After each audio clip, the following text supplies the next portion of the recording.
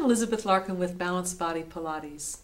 I know there's a great deal of emphasis in the Pilates teaching on feet, and I'd like to teach you some material that you and your clients can practice outside of the studio, at home, or even perhaps a little bit in the office or on the road. I even use this material on the airplane, in the airport. Here's how we'll work. Cross one leg over the other, and of course you can do this sitting in a chair as well. Take a hold of the little toe side of your foot and pull the little toe long as if you were pulling a cork out of a bottle. Gently now. And then the fourth toe, a little bit of spiral, and then the third, and then the second toe, and then the first toe, spiraling in the opposite directions. Now, as if you were going to unscrew the lid of the toe from its base, holding your first finger and thumb, moving the two hands in opposite directions, putting a little bit of spiral through each toe, through the distal phalangeal joint. Rotation, a little bit of rotation. Now cross each toe over and under its neighbor, toe braiding.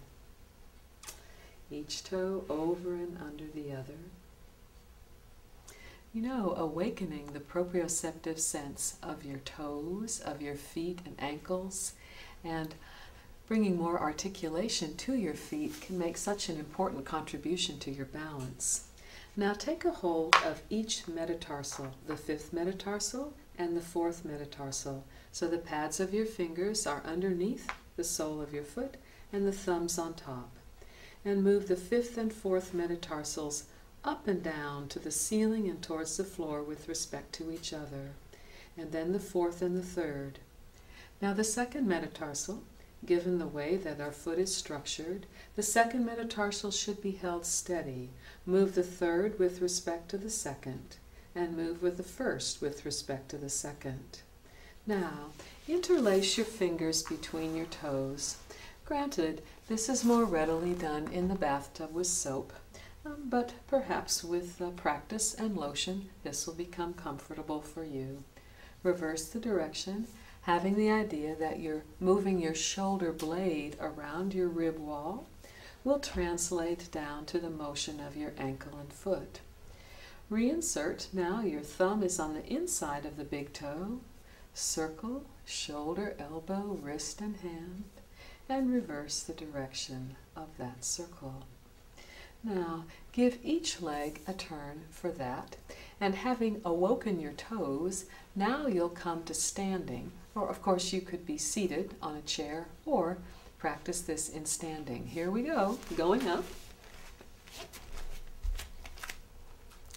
Hide your toenails as if to make a fist with your toes. You can do the same motion with your hand, with your fingers as well, since making the motion global will make it easier for your feet to pick up what your hands are doing. And making a little rhythm of this is useful too. Now toe waves, little toe and all the rest of them. Little toe and all the rest. Reverse, big toe, everybody else. Big toe, everybody else. Hold the big toe down and wave the other 4. Hold all 8 toes down and wave the other 2 and alternate.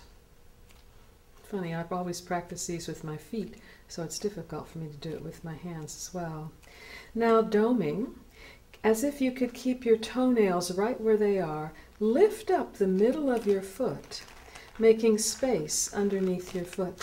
So here's the dome in profile. Spread your toes, keep the toenails visible, and then lift up right underneath the center of your foot, activating the intrinsic muscles of your foot, as if you could make your foot short and then lengthen it. Shorten and then lengthen. So now we'll make a little dance.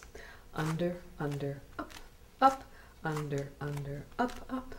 Other foot starts, up, up, under, under, up, up. Wave, pick 'em up. Wave, pick 'em up. Wave the other way. Wave the other way. Up, out. Doming and lengthening twice more, 5 and 6 and 7 and 8. Now the doming action can take a little hike forward and a little hike back. Endlessly entertaining.